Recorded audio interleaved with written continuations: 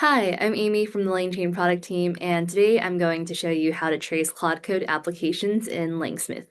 If you're building agents with Claude Code, you've probably had a moment where your Claude Code agent did something unexpected and you had no way to see why. Which tool call triggered it? What did the subagent actually return? In this video, I'll show you how to trace every Claude Code session straight into LangSmith so you get a full trace of every message, tool call, and subagent run in just a few minutes of setup.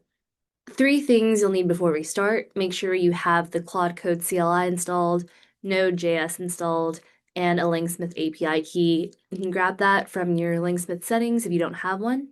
And once you have those, we're ready to go. First, open Claude Code and run these three commands and add the Marketplace plugin.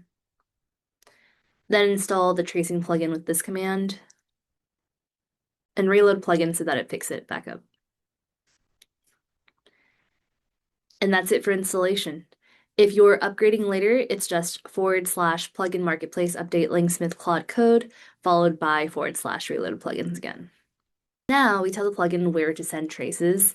The cleanest way is a project settings file. And so in your project directory, create .claude/settings.local.json. Trace to LangSmith turns tracing on for this project. You can flip it to false anytime you want it to stop. cc-langsmith-API key is your key, and cc-langsmith-project is the project name traces will show up under in LangSmith. Now just use Claude Code normally, ask it to do something, and let it run. Once it responds, switch over to LangSmith. And so here's how you view a trace on LangSmith. Every message you send shows up as its own trace, and inside it, you get the full picture.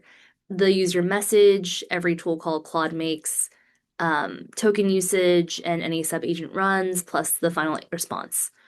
And if you click over to the Threads tab, every turn from the same Claude Code session is grouped under one thread, so you can follow a whole conversation, not just a single message. And that's the whole setup. 3 commands and 1 JSON block, and now every Claude Code session is a debuggable trace in LangSmith. If something breaks, check the pinned troubleshooting steps and double check that your API key is correct. Link to the full docs is below. I'll also film the same setup for codecs and cursor, so stay tuned for those videos.